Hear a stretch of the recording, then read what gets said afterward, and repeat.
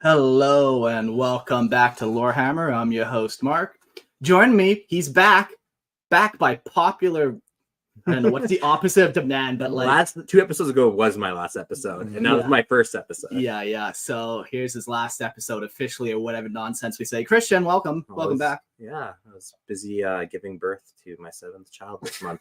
Very progressive of you that you chose to give birth and not your. We like to alternate, my life partner and I. Well, congrats, man. That's super exciting. It's cool. We're all a bunch of adults, I guess. Congrats on a child. Yeah, thank you. We got James with us. You're working on your own bun in the oven, but you did it the traditional way. Yeah, I used a woman. Yeah, used this time. Okay, yes, I am. Yeah, this is a classic show already. I am James, the Mister of Battle. Welcome. Let's get into it. Yeah, we also got my favorite Necron philiac. Josh, welcome. What's up? Good to be here. Yeah, man, it's fun being in studio with everyone. I like making you all giggle with the touches. Quick housekeeping before we get into this cool Necron episode that we got planned. It's going to be about how a tomb world awakens and just kind of protocols, different things when they happen. Very interesting.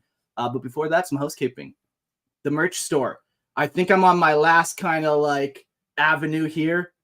We got a local friend who might be doing it for us, and it could be kind of interesting. But I was having a kind of a supplier kind of issue, but basically I'm still working on it.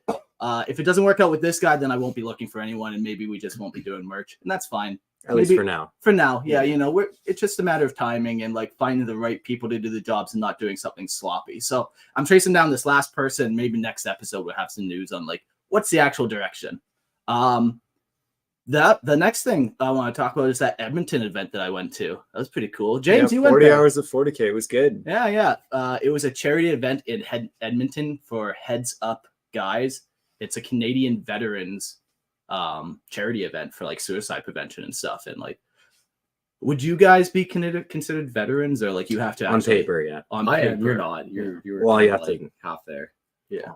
I have my card. See, this is why I asked. You know, there's tiers to this. I didn't. No, I agree. Like, I don't personally consider myself one, but like the government says I am. So. No, we're could technically like literally considered that, as weird as it is. Yeah. So it's kind of cool, you know, because you know I know a lot of Canadian veterans myself. So a fun event. There's people there, 40 people playing for 40 hours straight. Essentially, was the concept.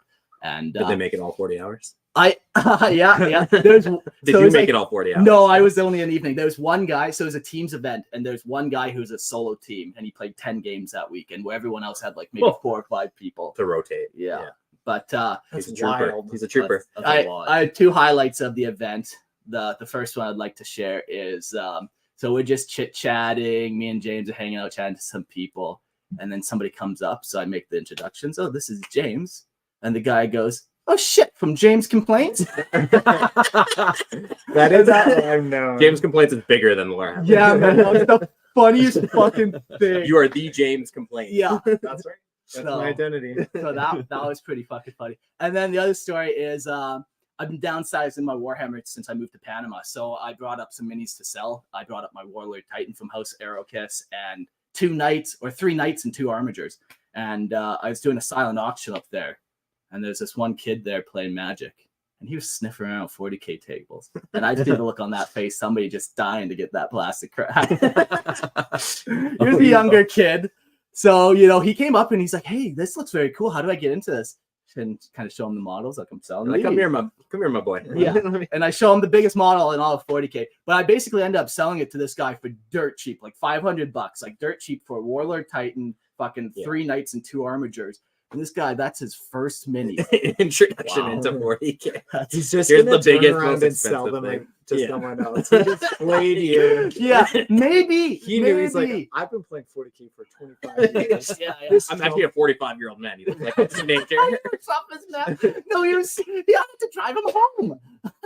He's like some young guy, and that was his first hit of the plastic crack. So I've done a lot of people dirty with 40K, and I think that was the dirtiest I've done. Somebody Yeah, that's like mass OD right He'll never get a hit like that again, never. And he'll be searching it for years, and he'll never find another hit like that until he buys a Manta. That's the only thing that's bigger. It's the only way to get any higher. Yeah.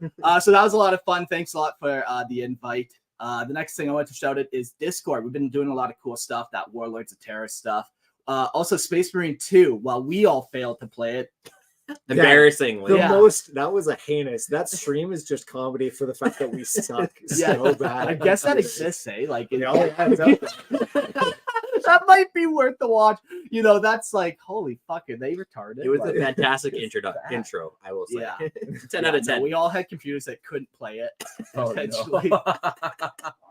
We tried. We tried. But there are lots of people on the Discord server who are going to be playing Space Marine 2 on Saturdays at, I believe it's 3 p.m.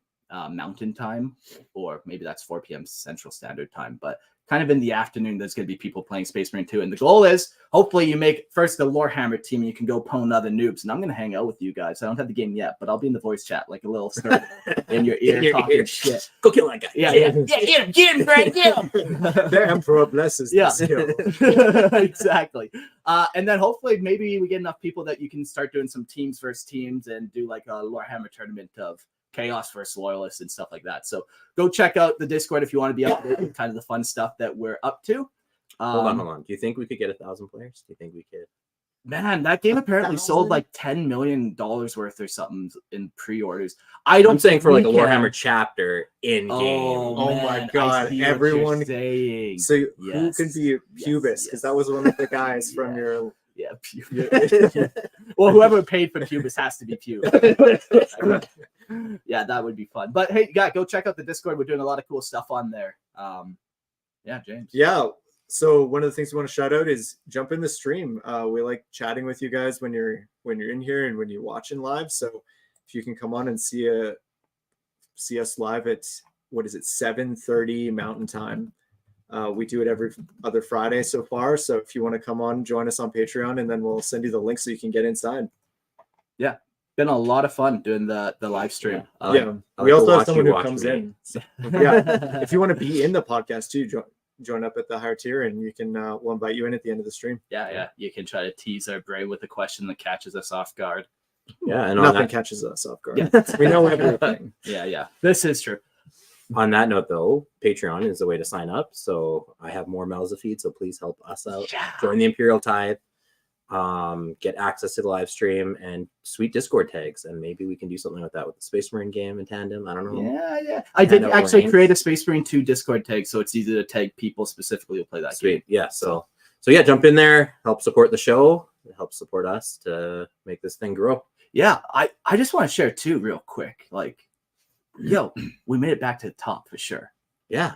Number 1 in US for the category of hobby. So I don't know who is listening. If it literally is just my mom over and over and over A million times. boy, hard to say, but either way, go throw us $1. Like honestly, like we all are starting to have kids and stuff, and you all throw us $1, we could really do something magical for our families that we're starting. So Yeah. any buck here or there really helps.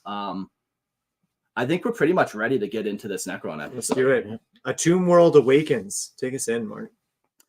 A tomb world is not merely a planet. It is a graveyard of ancient terror, one of the countless dead worlds scattered across the Milky Way galaxy, where the Necrons, those cold and unfeeling Xenos, descended into their aeons-long hibernation. Over 60 million years ago, they buried themselves deep beneath the surface, entombed in the vast necropolises and labyrinth catacombs, waiting for the day when their mechanical legions would rise again. Now, many of these worlds lie shrouded in the cloak of ignorance, settled by the imperium of man, their terrible secret hidden beneath layers of rock and time.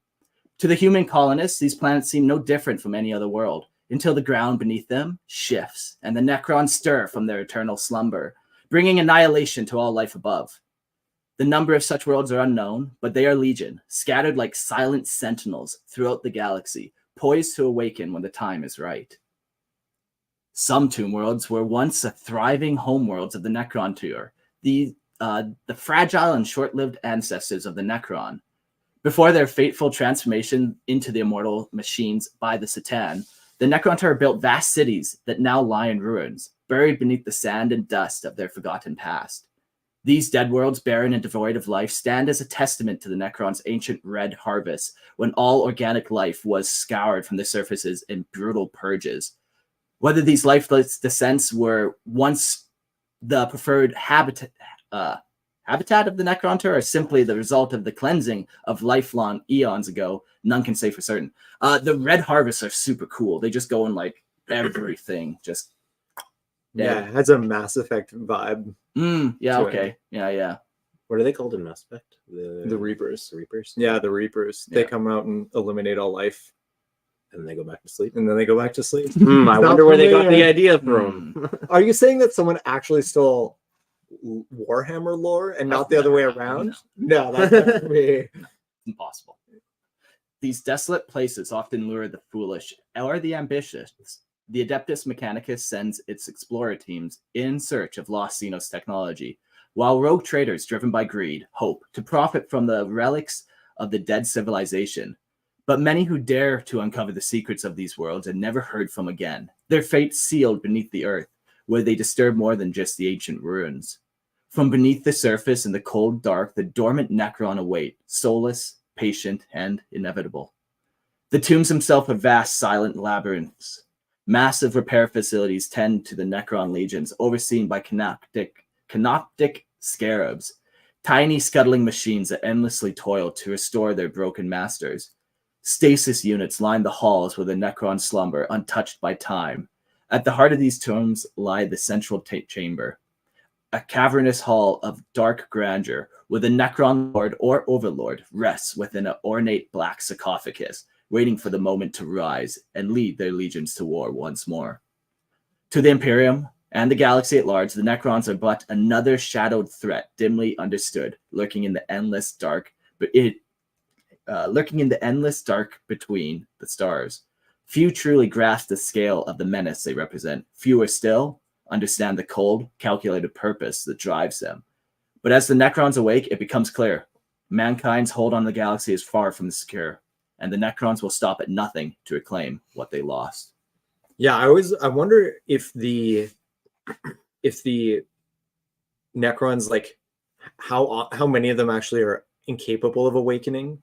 Like when you go to that planet, is how many of them are just like, yeah, this is too far rotted away that they'll never awaken, and Yeah. how many of the planets are just like only a portion of them, because they've been like, think about it, it's like dinosaurs long ago that these guys were running around. Yeah. And so how if they're just sitting around, things have broken down so much, and Yeah. just entire ones could just be falling to pieces and they're all dead.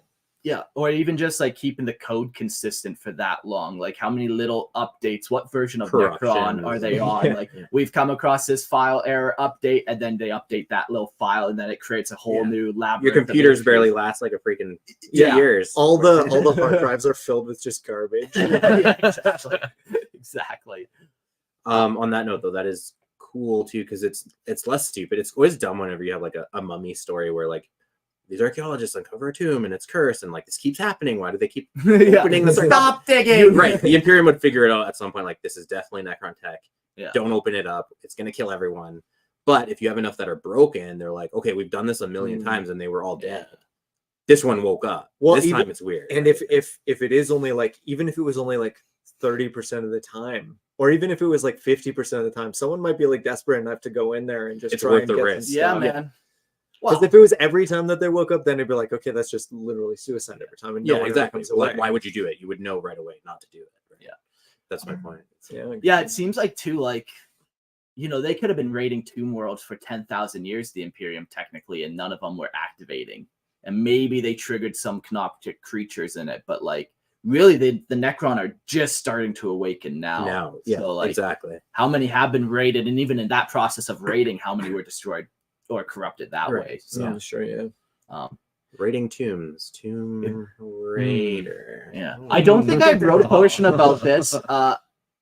Necron corruption on tomb worlds, and like even that, like it'd be a cool kind of battle. We hear about the scrap code and how that was like during the Horus Heresy. Yeah, they basically released a virus code that just infects all the computers and wrecks it. So that'd be a cool kind of battle of like the scrap code kind of chaos code versus the Necrons world engines computing code and stuff, and they're doing that kind of digital warfare. Yeah, digital number crunch. I'm just closing my eyes and picturing like it all looks some like Matrix numbers. screens, yeah, at each other and explode. Some are red and some are green. Wow, I'm too high for this. Like, Yeah.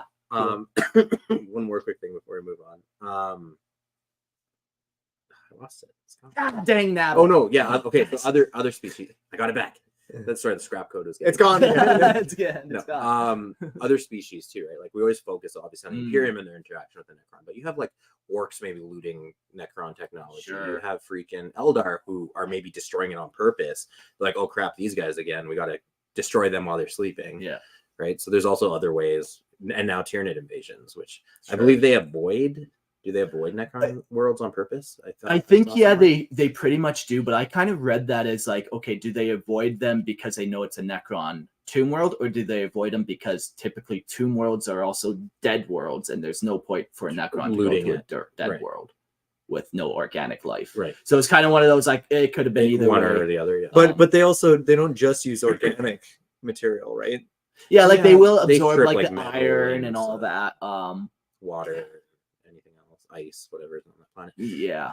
Who knows? I don't think it's necessarily so. And of course, you need the setup to be able to have your Tyranids fight your Necron too. So it's not like I don't think they would avoid it entirely. It's just probably more often than not. They Or if maybe there was a tomb world in the way, they might just go there. absorb it, Yeah. and move on. Yeah. But I'm just saying, yeah, that's a whole other field of Yeah. cross-species interaction. Well, and even on that too, like you could have so we kind of talked about Xenos that are against the Necron. You also have all these races that are like worshiping the Necron, and Yeah. for 60 million years have been worshiping this statue, and like And suddenly it wakes up. and suddenly it wakes up. Yeah.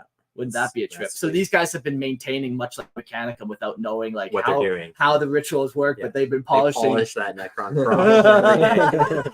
Gotta keep it shiny. Yeah. Just wakes up. It's like I feel great. Great. Finally polished. All right, let's get into types of tomb worlds.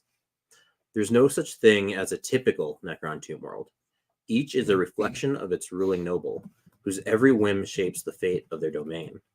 From the sweep of cold, merciless campaigns that grind entire star systems into dust, to the meticulous arrangement of tombs and spires that loom like silent judges over desolate landscapes, nothing escapes the sovereign's will. Even the smallest details, such as the rigid codes of address between aristocratic undead, are carved into the very essence of their dead worlds. Yet beneath the variances in form, a singular purpose unites all tomb worlds, the rebirth of the Necron dynasties, a cold and relentless march towards reclaiming the galaxy. Their endgame is nothing less than restoration of their once unquestioned dominion over the stars, to crush the ignorant vermin that dare crawl across the ancient domains. The tomb worlds listed here are but a fragment of a mere glimpse of the countless millions that stretch across the stars like an unending necropolis. Each awakening world is unique, shaped by its aeons of dormancy and the peculiarities of its rulers. But the number of these soulless realms swells, growing like a cancer, as the Necron legions rise once more from their eons of sleep. How many colonies of humanity unknowingly rest upon the dead foundation of the Necron worlds? Their settlements built over their silent, patient tombs of a civilization far older than they could ever comprehend. As the Necrons awaken, the galaxy is cast into a new age of fear. No planet, no empire, no star can ever truly be safe from the ancient horror that stirs beneath the surface, waiting for the moment to reclaim what was always theirs. I love the idea that like each planet is shaped by the lord's, whatever lord is there, and he's just like, oh yes, I would have mountains here, and I'd have deserts here. I and want I'd an have- ocean right here. No, sir, that's not. No, I put the would ocean right there. I will, but sir, we'd have to make an anti-gravitational field here so that it would float above. That is what the Lord wills. So that Sounds is like how you it know shall how be. to do it. I mean, like, but that's the Yeah. kind of thing the Necron would do. Is like, Yeah. the humans come to this world and there's like, why is there like water all floating? Like it's not in the deepest part, and it's all all these weird- backwards. yeah, it's what this weird place is happening, and they're just like, yeah, we did that because the Pharaoh just thought it was cool, or it was on. It's like a water feature for your house, right? He's like What? designing it. Well, Yeah, that's nice. exactly Yeah, what I mean, though. Like this is like his like whole place is just his own backyard that he just is making look how he And then some wants. filthy squatters just show up.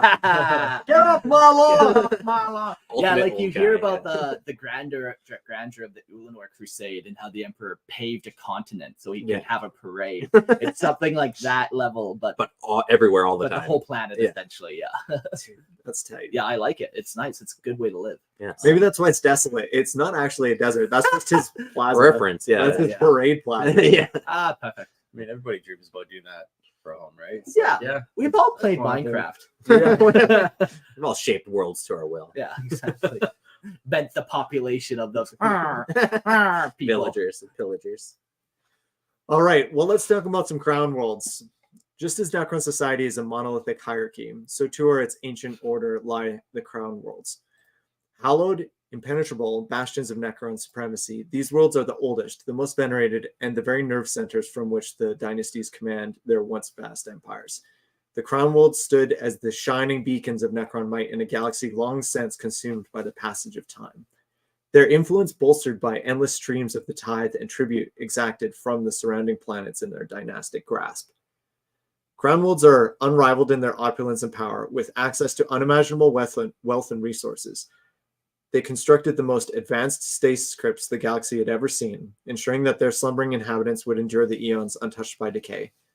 Those entombed in these crypts have emerged from their millennia sleep in pristine condition, their forms unmarred by the ravages of time.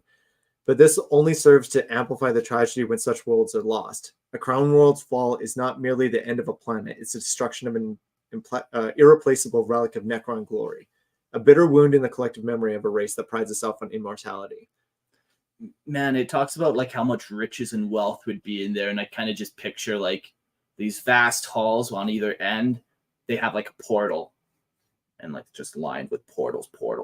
And if you poke your head in there, you get sent to like another dimension, and that's where all the wealth is stored. It's like then you find then you find your smog den, you know, where it's just like that guy's a lot of gold all of a sudden in there. Well, what would a Necron put in his vault? Trazen, I think- for example. yeah, would yeah. put people. Well, sure, but like I mean, if you're like that advanced technologically, gold isn't. Really It could be a anything and value everything for because, you. like Yeah. you said, the pharaohs could be like, petty too, right? Like I like this one particular thing. Oh yeah, I it have could a be just thing for shiny. gold. Right? I exactly. just like amber. Yeah. This is all the amber, like this In is the all entire of it. universe. Yeah, and he took it. I feel like some of them would be like super incomprehensible with what they would collect. Sure. Oh, Yeah, sure, yeah. absolutely. Because some of them would be like, I like the color blue, so they would just have like Blue things. incomprehensible like concept of blue. What is blue? The essence of blue itself. He's a little corrupted, and there's something blue for the wedding just stuck in his head for like 60 million It's years. just like Must borrow something blue. From everything. Yeah. Yeah, those portal rooms would be kind of cool, though. Just the vast treasure troves of whatever weird relics from 60 billion years ago. And it could even be as small as like micro tech that's like really advanced, right? Like a teleporter that's like the size of a wristwatch. Sure. And, like you discover that, like you imagine you're looting the tomb and you're like, Yeah. wow, this is like invaluable to us. But to that Necron where it's just like stuff. Like, Well, I like the way this kind of reflects a little bit in the models too, because talking about the pristine versus like the kind of shambly. Mm. So if you had like maybe a dynasty that you're playing as, and they're a little bit more of a poorer, not directly high up on the hierarchy kind of dynasty, they might have those kind of shambling guys because they didn't get the best stuff when they Sure. were building their stasis fields and stuff. Yeah. I wish that they did give a little bit more option with that in the newer kits. Yeah, to 'cause, give like, kind they of have a to little. be they, damaged they or do, something. don't they? I I could don't be play. wrong. I've never cracked open a Necron box. Honestly, model wise, always the least interested. But after this episode, I might start. Of course. But I do believe they That's the way gave of the it. option to have either pristine or damage. Oh, that's interesting. Well, okay, Okay. maybe I'm just going on. and I could be wrong too. I got the starter box way back at the beginning of 9th. Yeah. And so Someone that's what I'm going off of. So maybe I'm just wrong, and they do have both. But either way, then maybe you could like Yeah. lean into one of those based on how rich. Yeah. Because like the what's the leader, the main Necron guy? Cesar. So yeah, he would probably have all pristine. They're all in great shape. But like you're And like you would picture their lowlife hieroglyphics on them too. It'd be all like gold etched, you know, and Yeah. like Where the other guys are like literally rusting, and, like creaking, and like more like traditional undead Yeah. zombies. yeah, like resources. Like so Necron can regenerate, and is that just literally a power thing? And then they have power that they just have like fusion power, so power is not really an option. So then, yeah, why do you need resources? But he's still whatever. Yeah, there's He's- a number of ways you you could could still- play that game. Yeah, whatever. Well, you might say just that like that it's faulty, like the machine Sure. code's breaking down, or Yeah. like it doesn't. It's supposed to work correctly, and maybe it did 50 million years ago, but it's just Yeah. degraded in some way over time. Whereas like some of these like more More layers of protection. yeah, some of these are like just better built. Like the Crown Worlds just have better Built tech. different. Yeah, they're built for tough.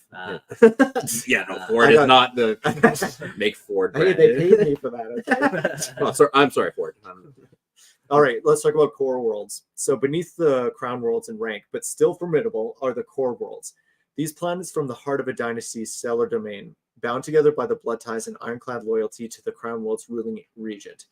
Though they lack the grandeur of the ancient majesty of their crowned counterparts, the core worlds were once titans in their own right, each one a vital node in the dynastic web of power. Even now, in the darkening days of the 41st millennium, these planets remain centers of influence, their rulers standing ready to reclaim their lost glories should the galaxy's capricious tides allow it. One thing too, I was gonna wait till you finish this whole section, but I'll just jump in. Yeah, now, just is jump in. Just the amount of like this gives you customization options. Necron's always suffered from that lack of, but you could do like thematically different things with it, right? Sure. Like this is the avenue to go. Like, Yeah. not just the wear of time, but like environmental factors. Like I've always loved Necron, like from an elemental perspective, like lava Necron on a lava world, or like ice Necron on an ice planet, or like Yeah, and it's a fun way to kind of tie something like that to the energy of their weapons. Like, why do they have orange energy? Well, they're on this lava world and they harness this volcano for part of their energy. Or Yeah. they're on this ice world, that's why it's the blue. blue. Yeah. You know, so yeah, that's kind of a cool way to kind of transition it Yeah. and make Yeah. it into that. What do you mean there's lack of customization? Well, like traditionally, like, and I'm thinking back to like the old Necron, right? They were silent, they were like singular purposed. Yeah. They're going to be some metallic shade of gold or silver. Well, That's about it. That's all you it, like. People can always be creative, but my point is like that's kind of what you got from the codex. Yeah. So it's hard to be creative with it, whereas all this kind of allows for more creativity. More, Yeah. I think the new way they've done Necron lore, and when I say new, it's not new, but like the way yeah, Necron still lore, new to us, so- Necron lore does Shit, we're all allow boys. giving them personality and giving them the ways to do different things, like Yeah, stab each why other are in the you- back. Yeah, why are your Necron wanting like to, this? yeah, that's possibly. I think that whole like mindless killer thing just switched to the Tyranids, and they're filling that Sure, void. So like, there's a exactly. personality. Like to the these now. harvester of the galaxy is now the Tyranids and Yeah. not the Necron. Yeah. It's kind of tool. You could tie it into how many elite units do you have in your army. If you're a core world, you're not going to have as many like Lich Guard in your army and stuff like that. And then you could even take it one step further too when we talk about fringe worlds next. Like maybe you have a fringe world full of like the guys that, what are the flayers, or like what's Yeah, the other Blade one? ones?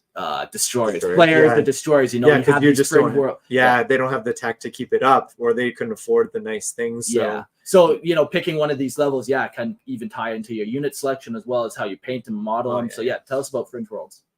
Cool. All right, fringe worlds. At the fringes of Necron Dominion lie the fringe worlds, the least of the dynasty's holdings. These distant or impoverished colonies exist on the periphery of importance, contributing little to the larger Necron empire beyond their labor or serving as prisons for the lesser elements of their society. These planets, though vital in their own way, are viewed with disdain by their ruling lords, places where the grandeur of the Necron rule fades into the cold void of space. Some fringe worlds were once mighty core worlds, stripped of their status after being conquered or absorbed into another dynasty's territory, their splendor reduced to a shadow of its former self. Each world, from the proud crown worlds to the forsaken fringe worlds, serves its place in the grand, relentless march of the Necron's supremacy.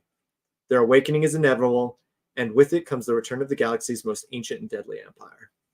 Cool. I think the other thing these kind of three tiers allow you to do is Necron are a lot of like internal politics. Like when you're almost, like we said, the most ancient and deadly empire, who's to stop you except your own people? And Necron politic, and this is a cool way where it's like, okay, your fringe worlds are now rebelling against your core worlds. Now it's just this hierarchy of politics. So you're gathering your Necron court together and just the different types of characters and how they might play against each other and all that. We have a question from Nathan that says, who's your favorite Necron named character? Mine's Dave. apparently, Yeah. it's James's. So James complains. He's world famous for that. I can't believe he's like, oh shit, of James complains. That was the funniest thing. That made the 6-hour drive work. More than Bob. You like him more than Bob? Bob shit. Bob shit. Apparently, the verdict is Bob shit. Official Lorehammer stand. I don't know. Necron characters. That's interesting. I've heard great things about the Infinite and Divine. And like you could say one of them, but I haven't read that yet. I've heard fantastic things about Trace and the Infinite. Yeah. Propaganda team is. I think personally, all the GW written ones I haven't loved, but I think there's lots of potential for homebrew written ones. Yeah. I read the Indomitus book, and there's a character in that I kind of liked. I forget her name, but she was like this subordinate, and she just was pissed off at her leader, and so she just basically blew up his whole invasion plan because she hated him. And that's the kind of thing I love about the Necron, is that kind of internal politics. They all hate each other. They all think they're the best. They all have like grudges that are millions of years old, and they're all trying to get back at each other, but they can't all really die. So they just keep like doing it over and over and over again. I love it. That's the best part of it. Yeah, I can't say that I have a favorite. Honestly, Necron have always been like my least favorite, so I never bothered to look into them or anything. But I've always been a huge fan of the Mummy. So if I were to make a homebrew one, I definitely would do something that's more like like a cursed outcast type, like maybe raging against. What about like a specific like flayed one lord? Because we don't have like a name character like that with a model. Yeah, I'd do something that's almost mummy like. It's way more like evil spirit. Yeah, exactly, like dark. Yeah, that's if you did an all flayed one's army, that'd be cool. That'd be sick. That'd be terrifying. That'd be pretty intense. Yeah, and they just warp in. Yeah. Yeah, that will haunt me for a night or two. So that's good. Good. Just wake up and I'm just like standing at the foot of your bed. Just he's wearing Christian. Got long fingers. Cool. Oh, that's me. Let's go. Hibernating in the cold depths of the tomb worlds, the Necrons have slumbered for over 60 million years, waiting beneath the surface in a deathless stasis.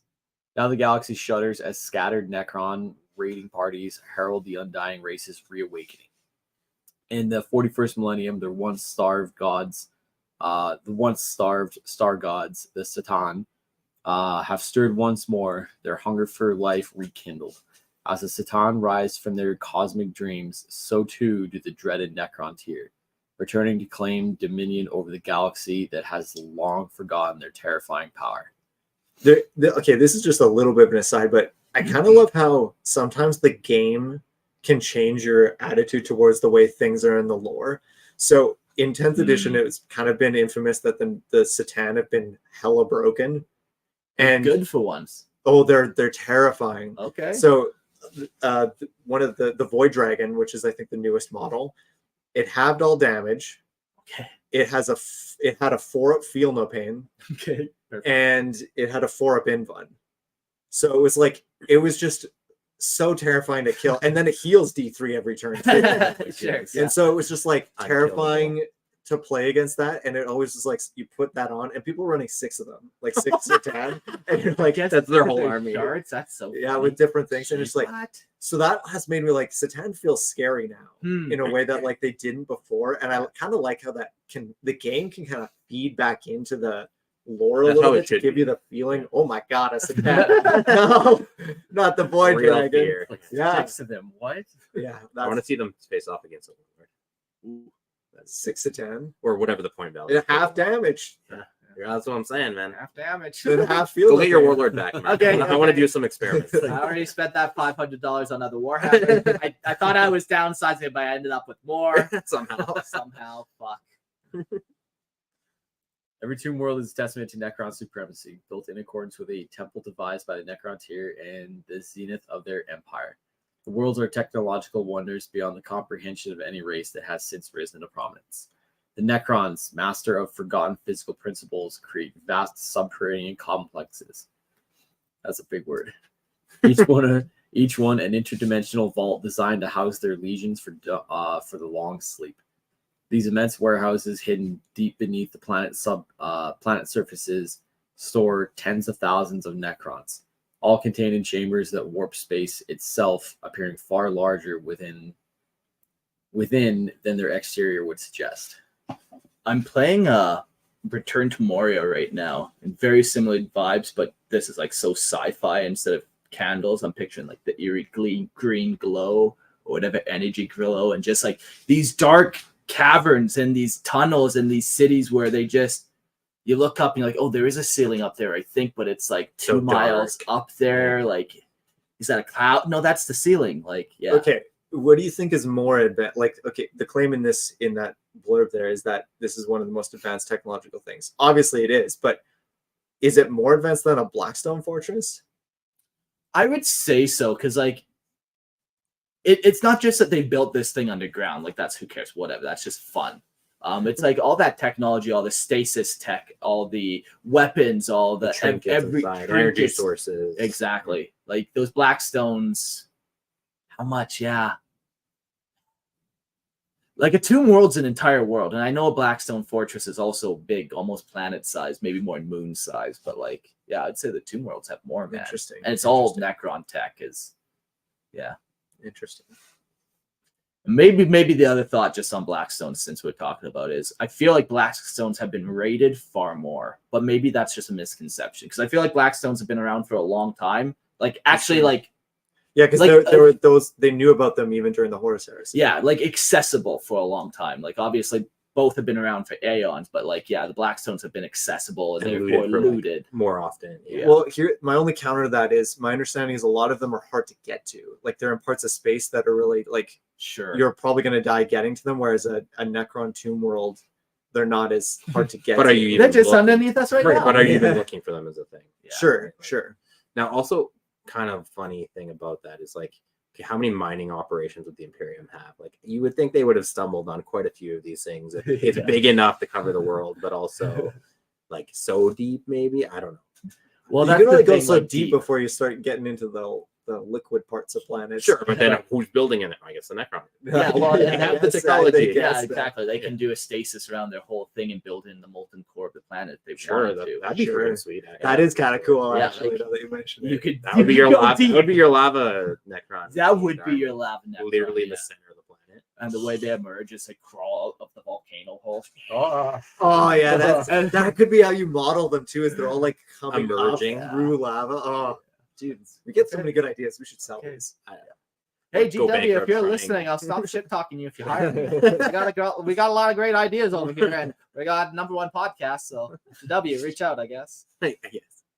I'll stop shit talking. We gotta start making female Necrons now. Oh, well, no, that's That fine. is the thing. You almost That- got me yeah, mad watch when you said the yourself. word female, but I reeled it in.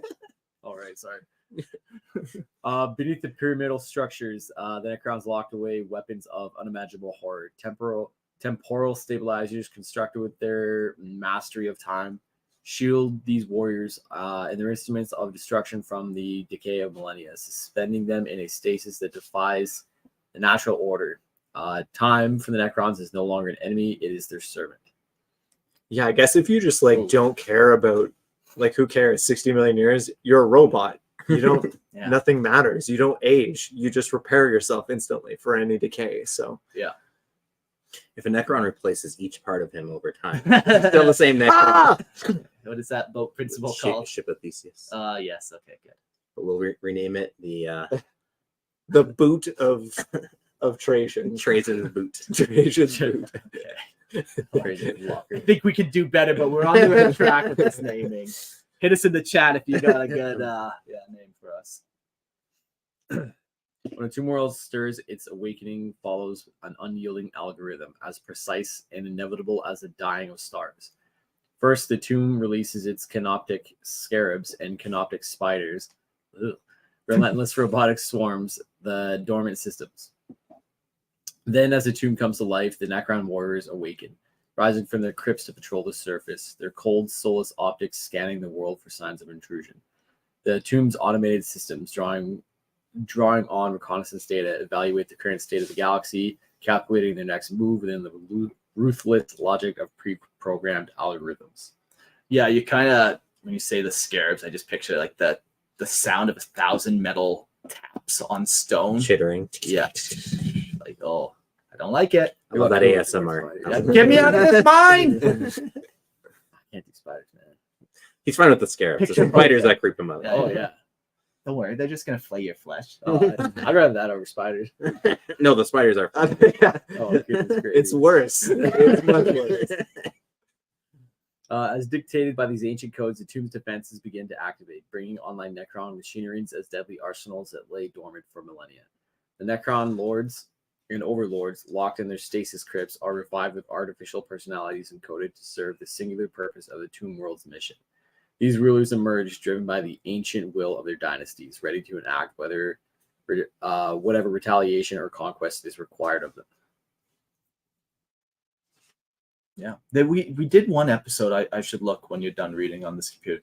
One episode where it was called like Canoptic Constructs, I think, and we talked about like the World Engine and the Tomb Engine and the thing that gives these things, like the Necron overlords, more personality and what actually allocates all that.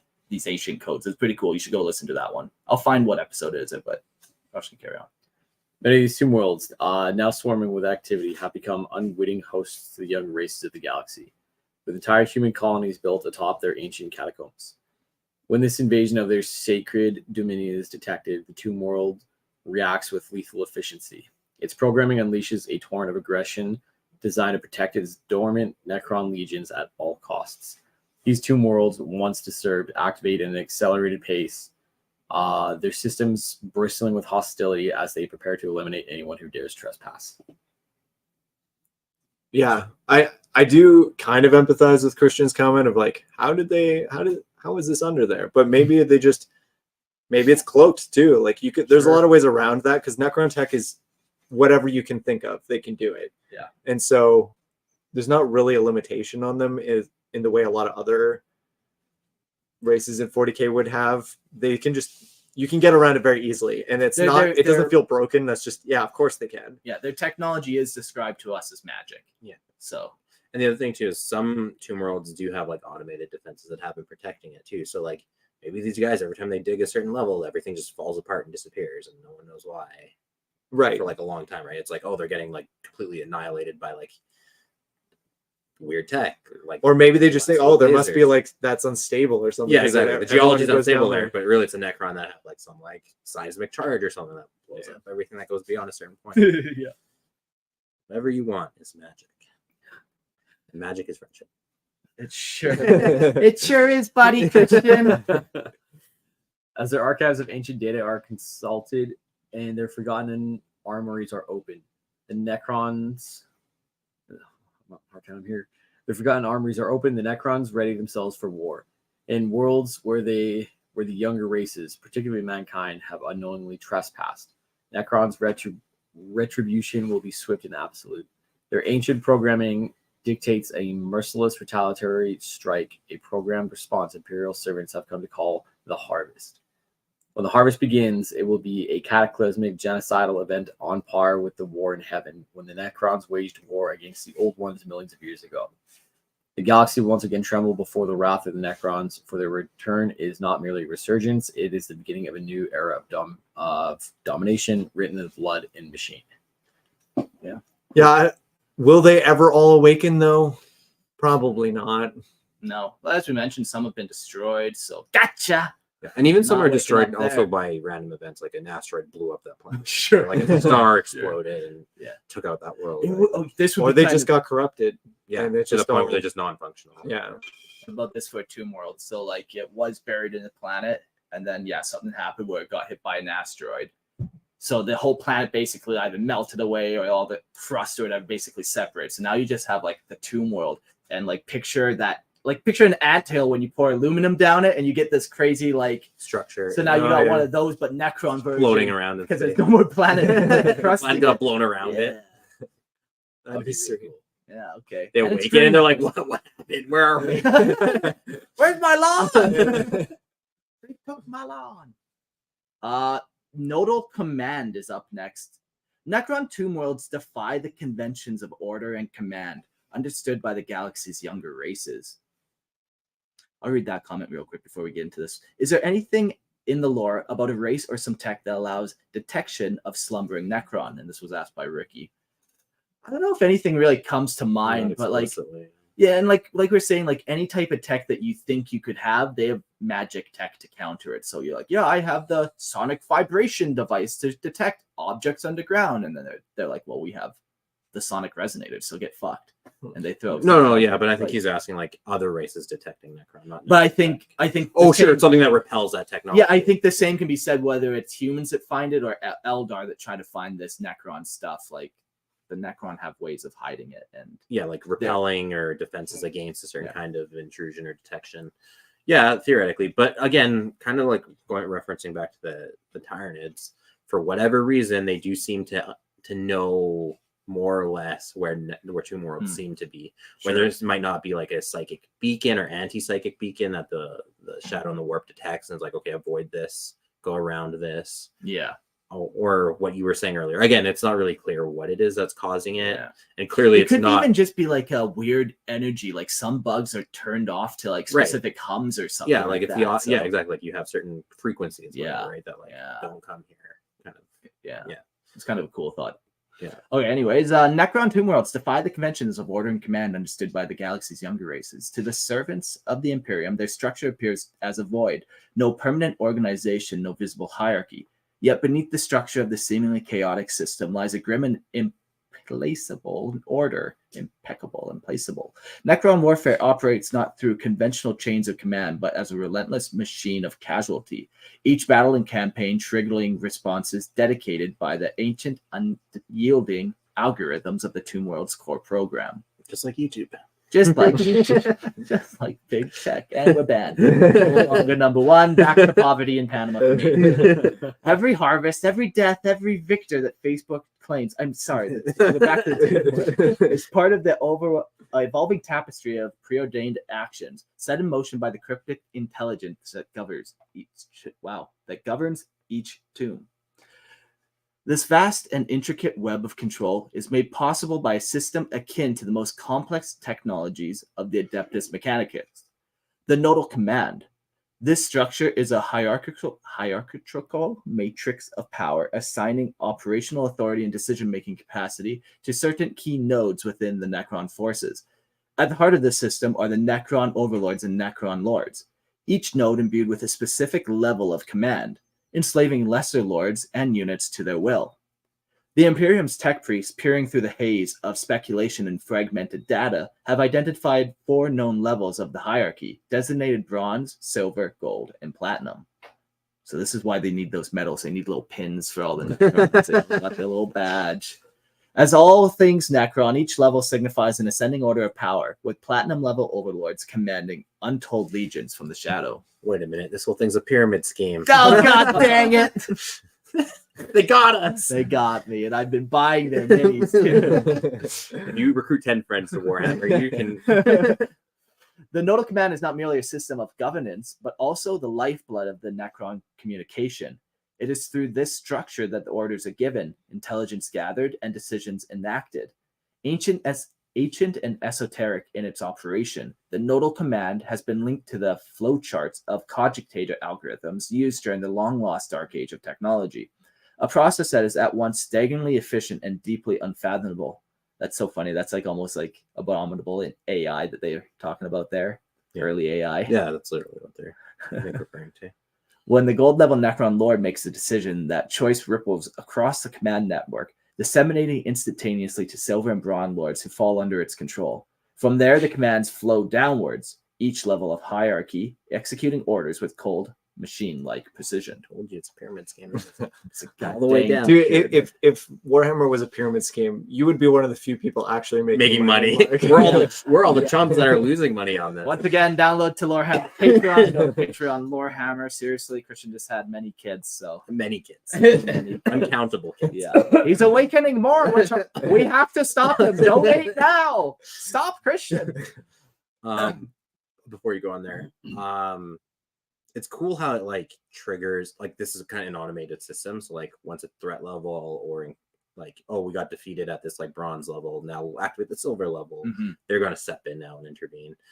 That's cool. That's like it's all automated, like triggering, like Yeah. waking up different lords. And the other thing is cool is that like how that lord then retroactively enslaves the other one. Yeah. So, and I'm just thinking like storytelling would be cool. It'd be like you're a bronze lord, and you're like, crap, I don't want to wake up my overlord because I'm the guy in charge right now. Yeah. And if he wakes up, I'm gonna lose my mind, like literally, like it's gonna hijack my decision making. So you do everything in your power to not let that happen.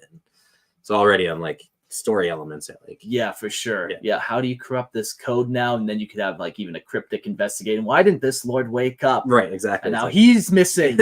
Dun dun dun. so many ways you can play. Yeah, man, very cool. Are Necrons worth the time and money on the table? I want to build another army. Yes. Well, if you sign up for a platinum pass, Yeah, you too can enslave world.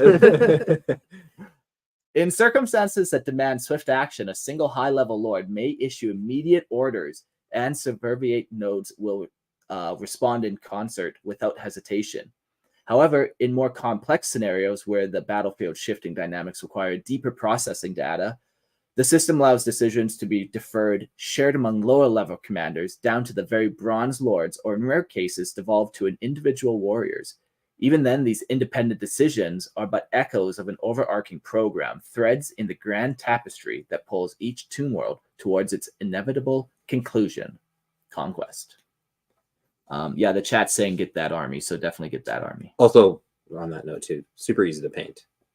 You could paint a million. They're Necrons. fun to paint, actually. You can Yeah. because you can do fun things with the basing too. You can make that like I've always thought of doing like one that's icy, where like they're like still have snow on them because they've just been they're Yeah, moving so hanging there. slowly. Yeah. And Yeah.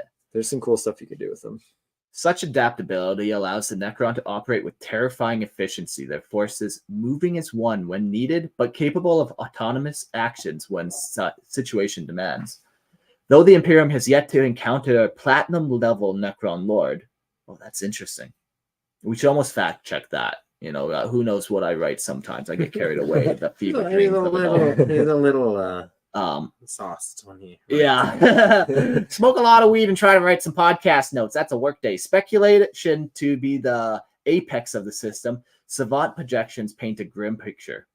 A platinum level overlord would possess the authority to command entire Necron fleets capable of harvesting entire sectors of the galaxy with brutal finality.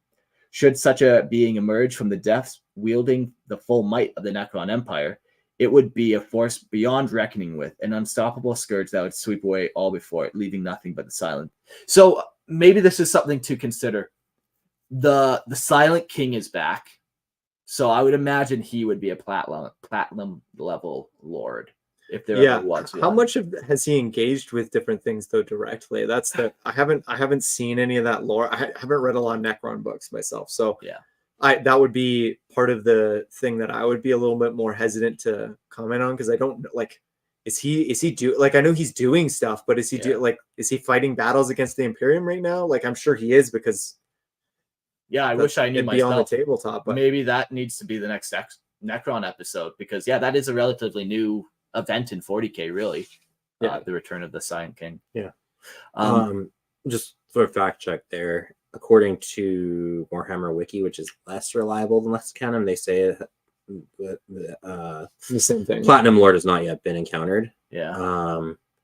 But I can't find it on the Lexicon if I trust more, but it's entirely possible. Yeah, and, Again, like- I'm not super well versed in Necron. And that could Warrior. be old. Like I just find it hard to believe that the Silent King, the Is leader not, of yeah. the Necron. Well, the wouldn't way be, the but- wiki describes it is that a platinum level Necron Lord, also known as Necron Overlord, has not yet been encountered by Imperial forces. Savant speculation indicates that this level of Necron Lord would command massive Necron fleets intended to reconquer and eliminate the lesser races from entire swaths of the galaxy. So maybe it's just this intermediary lord that hasn't been. So you have like the Silent King up here. You Sure. have platinum lords that haven't been discovered yet, and then gold lords or whatever. Yeah. And I so, see. like, if the platinum came, if the Silent King came back, it would be everyone. Yeah. But this intermediary level hasn't been encountered yet. That would like Yeah. awaken, like knock out all of Ultramar, let's say, or Yeah. knock out like And- huge segmentums, not just. And I guess the thing with the Silent King too is like he wants to return freedom to his people, so he wouldn't necessarily be enacting the platinum protocols anyways on his people. Yeah, or trying not to maybe. yeah. But I We'll gotta save do that an for Silent episode. King episode. Yeah, like I know old lore of him, but I don't know what happened to him when when he came Any out. new so. stuff? Yeah. Let's carry on, I think. I know I'm looking for my notes when I was fact checking. Oh no. Yeah, I All right. know. After countless encounters with the Necrons, Imperial savants have come to the chilling realization. As the conflict with these ancient beings escalates, a tomb world will retreat momentarily, withdrawing its current forces from the fray, only to unleash a more devastating army led by an expanded and reinforced nodal command. This grim cycle is a pattern of warfare unlike any other known to the galaxy's inhabitants. So like we were saying earlier, like they get defeated, you're like, oh yeah, we won the day. They're just going to come back with bigger and better forces. Yeah, you just triggered the next node. Yeah. The Necron response to opposition is one of the exponential escalation. As the foe grows more desperate in its resistance, so too does the Necron offensive become increasingly lethal. Okay, wait, hear me out. Mhm. We put the Tyranids and the Orcs and the Necron into one area and let them fight. That's what was missing. Tomb worlds in the Octarian. Yeah, that's where sector. the equation goes wrong. Fucking Cryptman. If we only had add that one more variable to the equation, it would have balanced. Inquisitor Jimicus. No, I'm the Mister of Battle. You I'm sorry. In the early stages of the engagement, only a sparse contingent of Necron warriors and specialist units, such as the ethereal wraiths or the annihilating destroyers, are deployed. Their purpose is to assess and contain the threat with minimal effort, coldly, efficiently, and utterly detached. But as the enemy presses harder, the Tomb World's automatic systems awaken more powerful forces, feeding them into the nodal command for the Necron Lord's use. What began as a trickle of death soon becomes an overwhelming tide, while each escalation the Necrons respond with a force more catastrophic than the last, growing in lethality and number until their destructive power eclipses anything mankind has ever encountered, from the voracious Tyranids to the infernal legions of chaos. That kind of does track with the Indominus book. There's a squad of Space Marines on this planet kind of attacking this elevator thing. Yeah. And that is kind of how they're attacking. It's like, I don't need to send an entire thing. I'll just send some destroyers down there, kind of deal with it. I don't like, they don't think there's an arrogance to them. So they're like, why would I send a whole army to deal with humans? Send some destroyers. I don't even like them anyway. They're kind of broken. So just send those down. Yeah. And the other thing too with that is like, this escalation and this nodal system is beyond a single planet, right? So like you could win, you could destroy a tomb world, you could win that battle, but to the Necron, that's just one. You just triggered a fringe world, right? Exactly. That now triggers the core world. Like you're just offsetting a new chain of events, right? So even your victories aren't really total victories, right? And in essence, eventually all these battles will culminate, and all of them waking up eventually would be like the way it would work. That's just hindsight of this is like, oh, let's see it all now. It all makes sense. Yeah.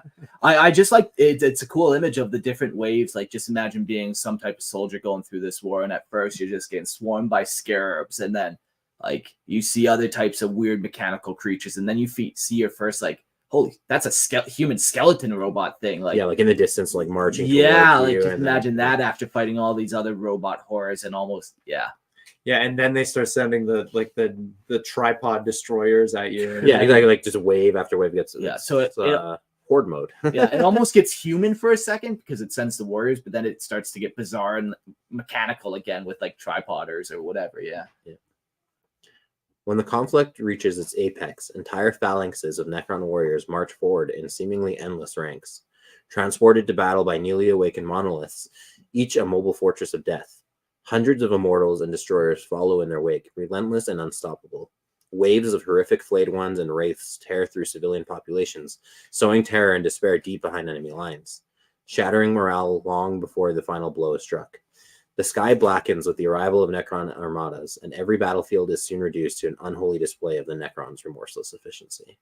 Again, like there could be like, if you're in Necron territory, it's not just a singular planet by itself. You have like other moons and other planets in the system, and then even bigger regions of the galaxy that could all wake up, and you trigger those guys. So again, you win on your planet, then reinforcements come from outside your planet. Well, I love the idea of like, let's say you have your colony on some planet, and you just think there's this natural phenomenon of this green beam that travels from your planet to the moon. Like, wow, that's so beautiful. And like, we should worship for it. thousands of years, you've like lived on this planet and seen this beautiful natural green glow beam that comes back and forth. When has that ever been a good thing? And then the Tomb World wakes up, and it's on both planets. It's on the moon and the planet. And I've seen the Aurora Borealis and that. oh, God damn it. We got Rainbow Necron on it. Even All the dude, colors. actually, have you seen? Is it bismuth?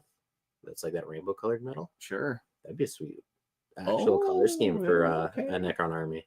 There's like cool color shifting paints that you can get. Yeah. Now. That would be cool too. Yeah. where it's like, Man, I might start a Necron army after this. Might as well. I can't afford this. hey, after all the generous donations of our Patreon, Help me people make that my rainbow Necron. yeah, or feed his children. Maybe that money- Let's be I'm honest. taking their food money and I'm putting it towards Necron. Minus a Oracle. I was gonna make a joke about green beans. Whatever. We're moving on. Sauron is a Necron. All right. Imperial savants speculate with mounting dread that what has been seen so far but a fraction of the Necron's true power. They believe that many tomb worlds still harbor units of even greater destructive potential, machines and warriors of unimaginable ferocity, held in reserve for the day when combat escalates to a level of yet unseen. It is the thought that gnaws in the minds of those who study the Necrons. What will be unleashed when the limits of escalation are breached? What abominations lie dormant, waiting for the unknown threshold to be crossed? So that's another thing too we got to keep in perspective is we know as readers and like fans more than what the Imperium knows about the Necron, right? Yeah. Again, there's a lot of mystery around the Necron. They don't know, and even to the readers or to us, there's stuff that like GW I'm sure will release in the future, like, oh, this is a new tech that they've, because it's not going to be new. What it is, it's going to be something old that's been awakened, right? Yeah. And Which we've is reached cool. that threshold. Yeah, it leaves room for that to retroactively insert things. Yeah, the in the platinum future. level lords, if they ever come out, like platinum level, That could be like troops as well. your anti-Primarch level, right? Sure. Like a counter. well, okay. The only weird thing about this though is if the Silent King is back, why would there be anything? James, let me live in my fantasy. Why would there be anything left to release, like to unleash? The At that Silent point? King is a little bit weird, and I think we should Yeah. save that discussion. Yeah. He's not quite like your typical Necron, Mhm. and he might be. He has a going very even different against the cause Necron. and purpose than the rest of everyone else in his species. Think of him Like, as something other than like the penultimate. Well, He's not the emperor of the ultimate No. Necron. Yes, no. I know that, but like, but he is kind of, but also not. Trying not to be. Yeah, it's a whole thing. This whole thing. We'll get to it. We'll save it for James. all right, I'm gonna write to James complaints. This guy. Dead worlds discovered near active tomb worlds, stripped of all life and reduced to barren wastelands, stand as ominous monuments to the inevitable fate of those who dare to oppose the undying Necrons. These planets, once vibrant and full of life, now serve as grim reminders of the Necrons' ultimate purpose: total annihilation. A silent and empty galaxy where only their cold, metallic forms endure, unchallenged and eternal.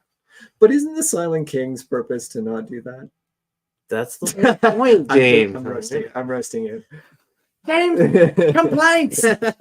Doesn't leave me alone about the Silent King. Who is this Silent hacker known as Silent King? He is almost the 4chan. The 4chan of 40k. We need that. No, we don't. Don't make them angry. All right, let's talk about the nodal command stages. So, primary awakeners. The initial stirrings of Tomb World begin with the activation of Tomb Spiders, the robotic custodians charged with the overseeing of Necron's resurrection. With the external environment is deemed ripe for their awakening, the ancient constructs set to work, performing the fundamental tasks of opening the stasis tombs and conducting essential maintenance, possessing the enigmatic power to revive their slumbering kin. The Tomb Spiders initiate the activation of the first wave of reconnaissance forces known as Raiders. Simultaneously, the second group of primary awakeners, vast swarms of scarab constructs, secure the tomb's interior. Numbering in the thousands, these tireless machines scour every corner of the tomb, hunting intruders, ensuring the defenses are restored to full capacity. So yeah, just like basically, you know how when you wake up in the morning, you got to make some toast, turn on the lights, get your slippers on. Yeah. That's what that is. They're just getting everything like First one up. up, turn on the lights, get everything ready. Yeah, that's right. For the day. Then we have the Raider Force. Once awakened, a small number of Necron warriors and scarabs emerge as Raider forces, tasked with venturing out into the outer world and nearby star systems. Operating with autonomous with autonomy, these scouts gather vital intelligence on the presence and strength of the galaxy's other races. The destruction of a raider force can provoke one of two responses from the Tomb World. It may dispatch another raider contingent to investigate, or may escalate immediately, proceeding to the second stage of activation if the threat proves significant. Cool. So that would be driving to work. No, I think I've butchered that metaphor too. No, I think it's like a fast food restaurant, and these are the Uber Eats drivers. If somebody doesn't finish their order, you either send another Uber Eats driver, or you send an army to burn down their house. Yeah, because there's like, no, we don't need to get what's in that neighborhood. Who's taking the Uber Eats driver? Hard to say. All right, so Reserve Command. Upon receiving the Raiders' gathered intelligence, the Tomb World subsumes the command of all Raider forces under the nodal command of a silver-level Necron Lord. This Lord takes charge of operations, leading the Reserve Command into battle if necessary. This command structure ensures that the Reserve Necron Lord is always ready to assume control of any forces in the event that a higher-ranking Lord is destroyed or incapacitated. Then we have Necron line formations. The bulk of the Necron army falls under the control of line formations. An extension of the nodal command, these formations, overseen by up to 4 bronze-level Necron lords, consist of a variety of Necron fighting units. At the heart of each formation is a phalanx of Necron warriors, transported to battle by the monoliths, supporting by devastating firepower units like destroyers and immortals. These phalanxes are often bolstered by specialized cohorts, bringing even more deadly precision to the battle. The Necron Lords of the line formation serve as a battlefield network, transmitting data between themselves, uploading vital information to the platinum-level Necron Overlord, or calling upon the Reserve Command for reinforcements. Each Tomb World holds dozens of these line formations, deployed as the ebb and flow of combat demands, activated and deactivated by the ever-watchful Tomb Spiders. And then finally, we have, not finally, but near finally, we have the Priority Command. At the pinnacle of the Necron command structure encountered by the Imperium are the gold-level Necron Lords, forming the Priority Command. These 3 lords oversee all strategic operations, wielding the authority to override the decisions of bronze or silver-level lords, which I assume they take great pleasure in doing. Yes. Even if it doesn't help them, they're going to do it, just to be like, you're an idiot, and I don't want you to do that. They also command the most powerful units known to the Necrons, the Pariahs. Towering war machines like Tomb Stalkers, and vast aerial and starship forces. The sheer potency of these units often marks the turning point of any engagement, crushing opposition with cold mechanical precision. And now, finally, we have the Platinum-level Commander. To date, no Platinum-level Necron Overlord has been encountered by the Imperium that we are aware of. Mm-hmm. It might have happened more recently. Their existence remains a chilling hypothesis based on the actions of gold-level lords. Among the few trusted Imperial savants, there is a speculation that a platinum-level nodal command may still lie dormant on a hidden Tomb World, or perhaps even manifest as the Tomb World itself. The Adeptus Mechanicus maintains confidence that a platinum-level overload is not a Satan, as the Star Gods do not seem to interact directly with the nodal command system. Yet the possibility of encountering such an overlord looms large, a being whose authority and power could reshape the entire galactic sector. Nice. Yeah, so that's just like they're just bosses, and they just have different tiers, and you get to mess with everyone below you. And what if it's like Unicron, and the Tomb World itself is the next phase? Yeah, it's like a giant robot that is the planet. World like creates arms. The Awakens, exactly. Yeah. Like ball. You don't need ball shaped. You could transform. That's the whole point of Transformers. Yes. Okay, and he gets multiple planets. Now he's a snowman. Link up. Voltron. That's retarded.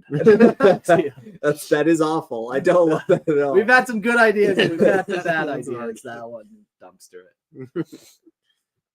The role of Satan. In the depths of the galaxy, the Satan, the ancient star gods, slumber restlessly. Their hunger for life energy as insatiable as the void itself.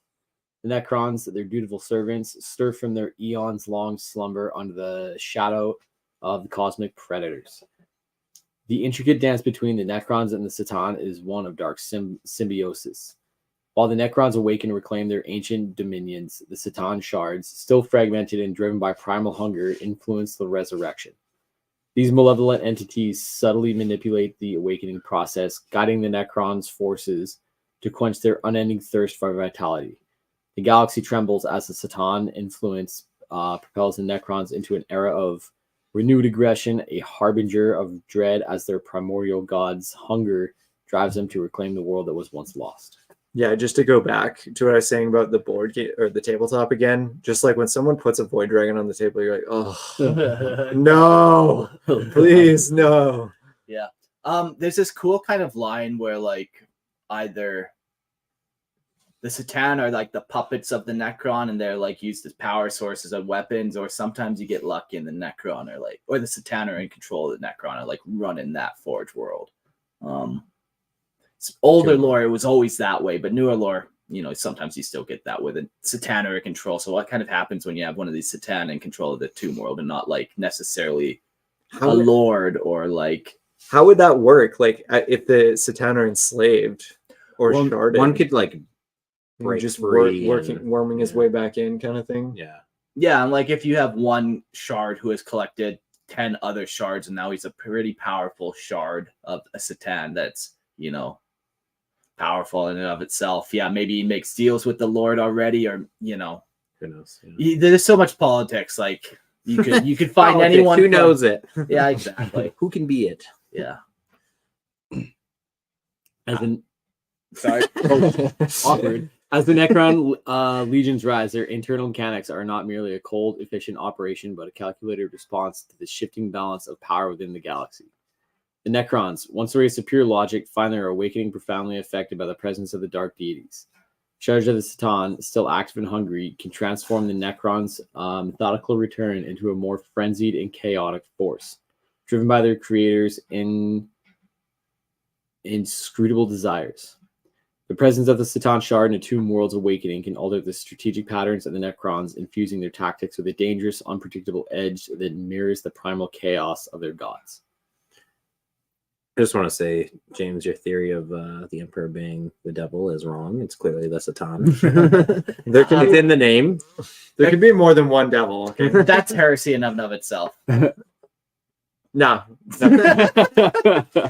I'm sticking to it. Okay. James complaints at gmail.com. The implications for the galaxy are dire and profound. The awakened Necrons, guided by the sinister will of their star gods, unleash a campaign of terror and destruction. Their actions a testament to the insidious influence of the Satan. As Tomb Worlds awaken under this dark influence, their forces do not merely rise from the catacombs, they surge with an intensity that eclipses the calculated, cold precision of their usual operations.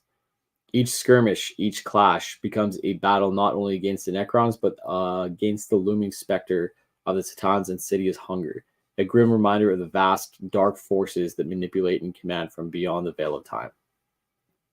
Cool.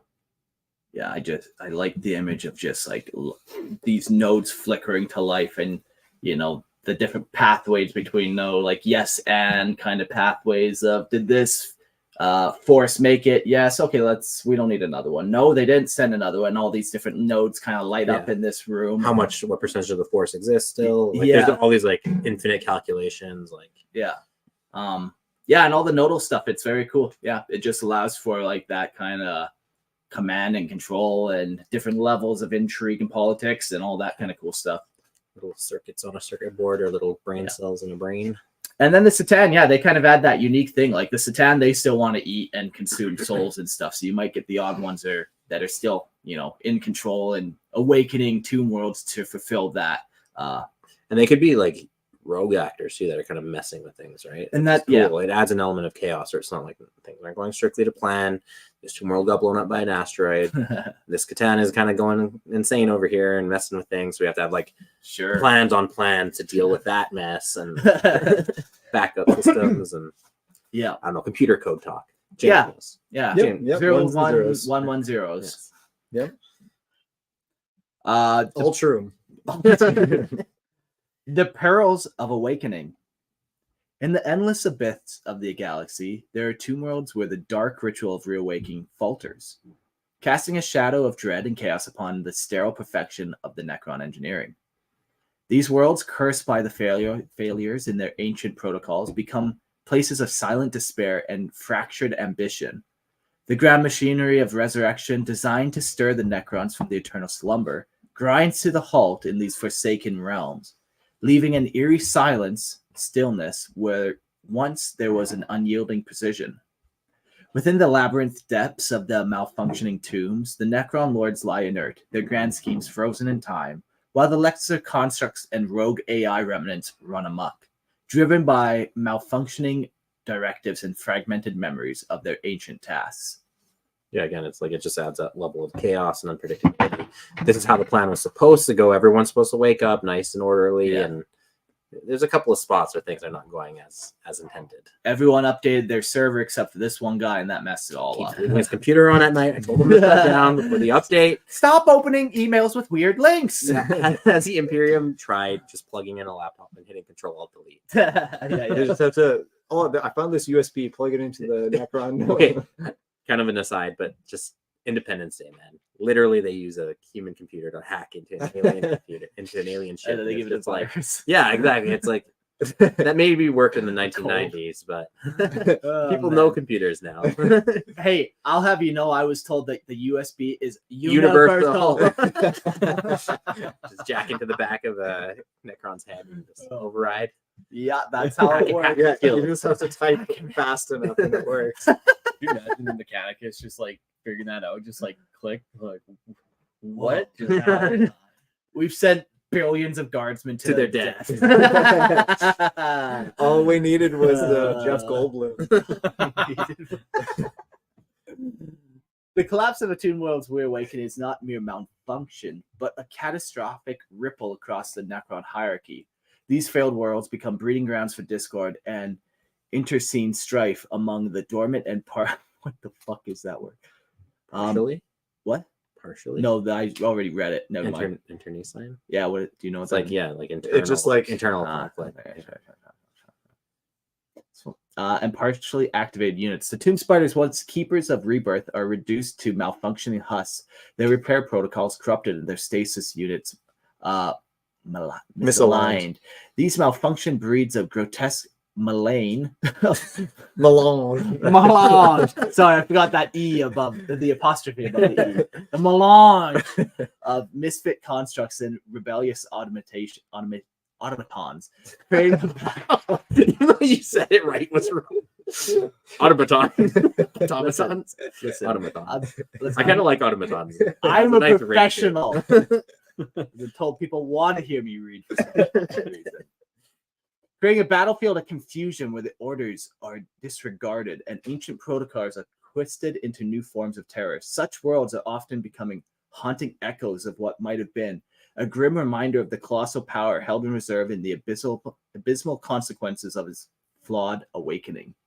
Yeah, I just think about that like, if any electricians are out there, you got series and parallel. And if you bump one little light out in the series, all the ones following it then messes up too. So you mess up this one Tomb World, and all the Tomb Worlds in the series of those node controls get now messed up too.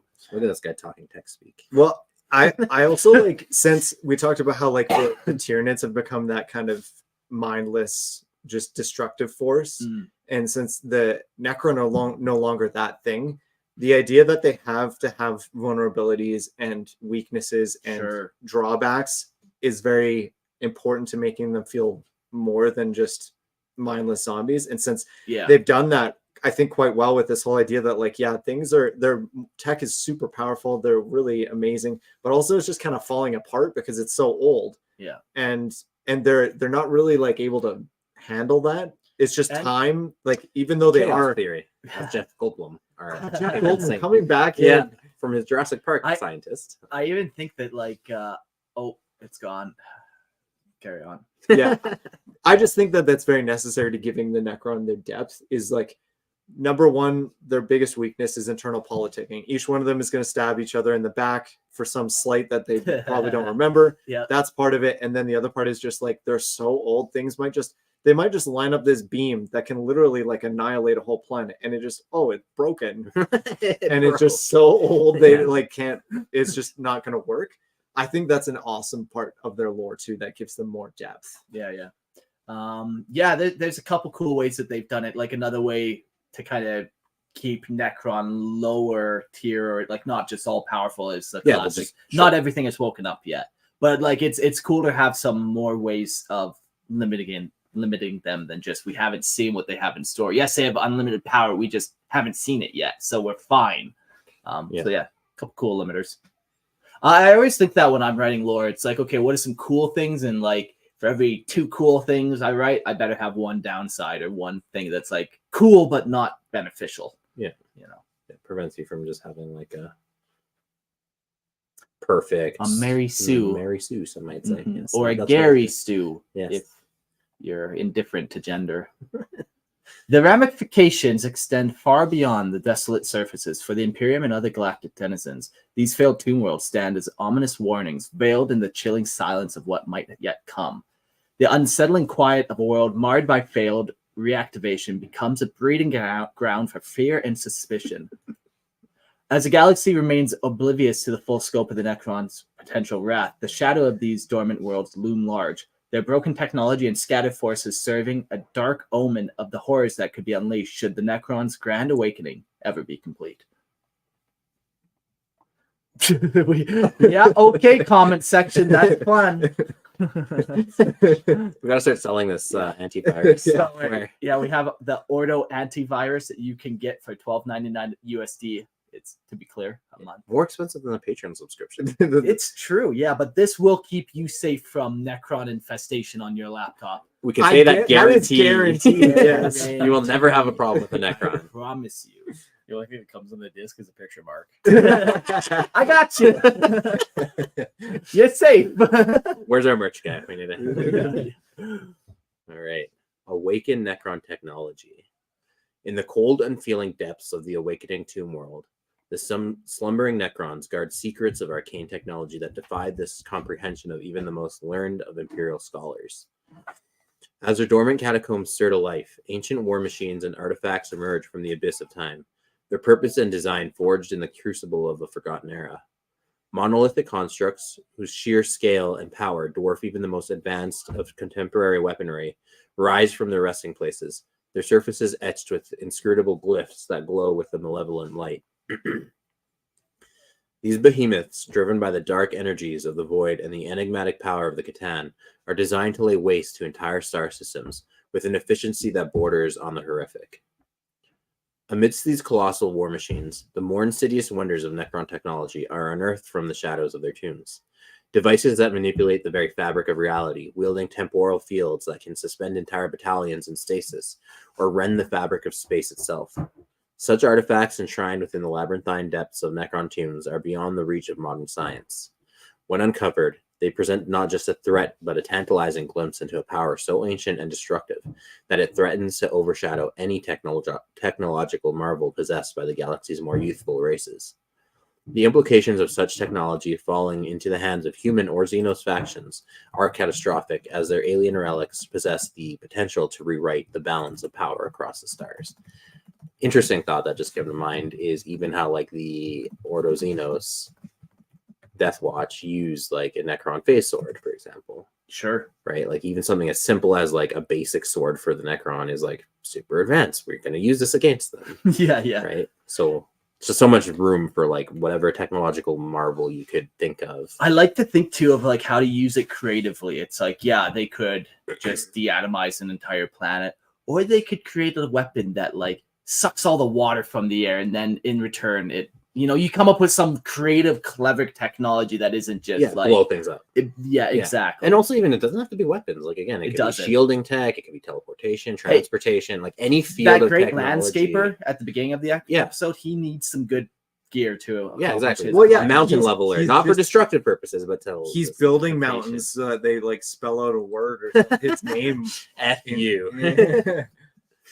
Yeah, there's and there's creative technology too, like you were saying, Yeah. like maybe stuff that builds things that like really fast or like is really resource efficient, or an energy source that can power all your tech without the need of like some less efficient reactor, right? Yeah, I guess probably the energy sources would be crazy. You find like a Necron battery. It's like, Wow, Yeah, this it's like thing a is like double A and it can power a planet. yeah, for like a million years. yeah, That's what exactly. the Tomb Worlds were. Also sponsored by Energy. We need to get those corporate sponsorships. Those Yeah, corpos call me. Hello, we're family friendly. I'm doing Dad Hammer. Okay. Before we get to this next little bit, if you guys, we're getting to the end of our notes here for this episode. If you guys want to call in, we got time for some of those. So I noticed one person, Nathan is gonna jump on here, so I'm gonna get him. But yeah, carry on. Reach Cool. out in the chat if you want to get on, and I'll send you a link. What draws a tomb world to awaken? In the cold, relentless expanse of the galaxy, it's always cold in the galaxy. I don't know if you noticed that. The reawakening of a Necron tomb world is no arbitrary event. It is a cataclysmic answer to a cosmic riddle. Ooh, that's spicy. The slumbering The riddle of tomb steel. worlds buried deep beneath the aeons of rock and forgotten history lie dormant until the universe itself awakens them from their dark slumber. Galactic phenomena such as the Great Rift with its sprawling fissures in the fabric of reality, or the surges of warp energy that ripple through the cosmos, can stir these ancient machines from their hibernation.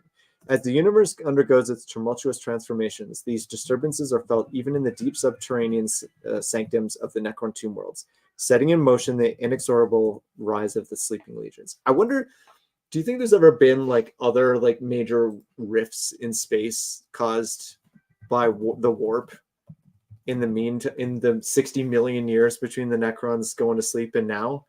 Or have it just been, this is the first time and it's just, oh my God, there's rifts everywhere now. I don't totally track what your question was. So Like, you have the Eye amount of of warp rifts is, yeah, I'd say since the Eye of Terror, like between the Eye There's of also Terror, the Maelstrom. Like I think there's minor. yeah, the Cicatrix. Yeah, Valley yeah, Dictrum there's too, lots of that's them. been They're ripped. everywhere. Yeah, they're everywhere. but I mean, like before the Eye of Terror, yeah. was there any in between the Necrons going to sleep and that? I wouldn't say there weren't any, but I'd say it's very reduced because we had the whole thing with Old Night and stuff where this Yeah. became a But- problem. We know that they have tech that can block, like push back The warp warp. storms. Yeah. So they must have had a reason to do it before. Well, that's because they were fighting like psychic beings, and the warp wasn't as chaotic back then either. Throughout the 60 million years, it's never been more chaotic. That's what I'm or saying. anything? It's never. Yes, I think Yeah. definitively you could say it's been Sure. less chaotic than it is now. Yeah. but never high in chaotic. Are you high? Are you snipping warped up stuff over there? No. I The think I warp- get. Go. Sorry. Say it. I think warp I get is an your ocean. question, but it is. And it's very. It was calm before when the Necron and Elder were Okay. fighting, All right, fair but they were still using Elder were still using warp technology. Or like psychic technology Sure. based on the warp, so it's still beneficial for the Necron to create a counter to, and the old ones too, right? Sure. To create a counter Okay. to that. fair enough. Right. And I would imagine there have been like warp tears and stuff randomly. Maybe the galaxy's a big place, but it didn't really become a huge problem until Old Night Okay, and the rise of psychers and humanity and all Sure. that Yeah, stuff. and like I think too, there's two very different warp rifts that have been created now. There's like fluctuating storms, and then there's ones that have lasted for thousands of years now. Yeah, Like like there's the a Eye of Terror. 10,000 years warp storm of the Eye of Terror, which is very different than maybe just your local neighborhood warp rift That's just caused by a couple kids who summoned a demon, playing with a demon. Yeah, Cool. right. And it only affects your planet or like Yeah. your region. That's a small scale, and it flashes and it's gone. Yeah, right? Like, exactly. it flares up and it goes, and then okay. Like even Fair like enough. 10,000 years technically in the Necron's mindset, that's a that's flash. nothing. That's Yeah. a blip as well. Sure. So like, On that note, no one ever talks about the Maelstrom anymore. You notice? yeah, like Right? well, it kind of got consumed though. Like it's Is it like, in the path of the Cicatrix? Yeah, I'm pretty sure like that's how it ripped. Sure. We could pull up. a Yeah, map. like it went right through it. The Maelstrom. Yeah. I thought the Maelstrom was like more to the edge of the galaxy. Totally off topic. We can Anyway, discuss I'll that just, later. while he's looking that up, the triggers of such awakenings are as enigmatic as they are varied. A flare of cosmic energy, the collision of celestial bodies, or the subtle perturbations of the warp. That's a word. I love perturbating. I also like slamming my celestial bodies together. These all might act as a catalyst, including Christian's body being slammed My together. celestial body. They all might be catalysts for the Tomb World's reactivation. These events, seemingly insignificant in the grand scheme of the galaxy, are perceived by the Necron systems as signals of a shift in cosmic equilibrium, urging them to reassert their dominion. As the Tomb World's mechanisms stir to life, the ancient preordained algorithms begin their cold calculations, and the world begins to unravel its secrets once more. What emerges from the depths is not merely a waking world, but a relentless, methodical force ready to reclaim its place among the stars, an unstoppable tide of metal and death reshaping the cosmos in its image. Yeah, so that's Really, the Necron are just making a giant sculpture of the galaxy. That's so pretty. it's the Silent King's doing his lawn, which is the whole galaxy. That's nice. Okay, it's a big Well, job. We're all just, I was gonna say grains of grass. Strand of grass? What do you call a singular grass? What is Blade. a blade? Yeah. Thank you. Okay. We're all blades of grass in the lawn of the Necron dynasties, waiting to be cut. trimmed. Excellent. That's Cool. Closing thoughts. Let's hit them. I hope our Earth is a tomb world. I Wait, really are need you everything Eric? to end. Rip off's my man. This whole time. Mark's been dead this whole time. I can't I've been make wearing him. his face. I don't like it. That was my closing thought. It's very cool. Like I like knowing all this kind of stuff and just like, yeah, what actually happens when like you start digging in and you open up that first vault door and like that still air that has been stirred for centuries. You smell it. Ooh, stanky. And then you get 60 swarmed by millions. scarabs and devoured. You know, Instantly. But yeah, the nodal command and all that is very cool for even just operating like, you know, doing your army. You can paint people bronze, gold, platinum, not necessarily, but you know, you can add that level of detail into your minis and stuff. So I really like that kind of behind the scene organization of it all. Yeah, honestly, like I said, Necron is probably lowest tier for me for interest, but this might kindle a deep passion in me somewhere, very deep. And I like your kind of elemental thing. Let's see if we can fully get you. That'd be committing to multiple armies though, because you'd have to have like an ice one, and Yeah. a fire one, and a forest one, and Yeah, exactly. ocean one.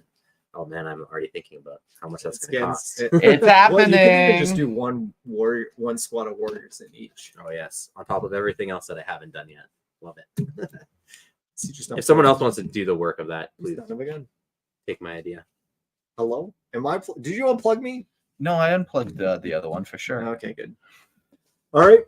Let's jump into some guestializations here. Yeah, up first we got Ark. I'm gonna add you in here. Hey, hello, welcome. G'day, fellas. How are we? Doing Oh, we're good. very good. Having fun? Oh, I'm always having fun. Always having fun? Could be Yeah. worse. Yeah. What do you think of Necron Tomb Worlds and the Awakening? I like him, eh? Is there anything particular about them that you like? Mostly once they awaken, shit's gonna get fucked up. Yeah, Yeah, they're always, it's always an adventure when they open up. They're like it's a good story. Like you could have this you could build a whole story around just like this new world gets this whole culture is there, and then all of a sudden the Necrons start waking up and it's all like burning down. Oh, they could make so many different stories. Like, it's just so much you could do with them, eh? do you have Necron? Oh, I've got a couple of models here and there. I painted an Overlord the other week. Cool. My first question is always, what color is your energy? Yeah, green. What's your aura? What's your aura? Green. Okay, green aura. Okay, so envious. Good. He's Green. a man of classic. He's a man of taste.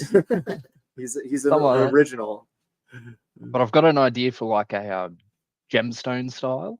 So instead of like metallics, you go like an organic gemstone. Oh, That's cool. Yeah, like crystally. Yeah. Yeah, Crystals and auras. That's what you're about, man. I can tell. Have you heard about our Lord and Savior Crystal Man? something like that. Yeah. Nice. Cool. So how long have you been in the hobby? Do you know like some of the differences between old Necron, new Necron? A little bit, yeah. Not a whole lot, but just a little bit. Just a bit. Do you like the whole Egypt vibe? Do you hope they keep going with that? I don't know. I kind of do, yeah. Yeah, I okay, nice. really do like the Egypt style vibe, yeah. Yeah, I think it's better the more Egyptian leaning into that because it gives them a little more character. The whole Terminator vibe is just very.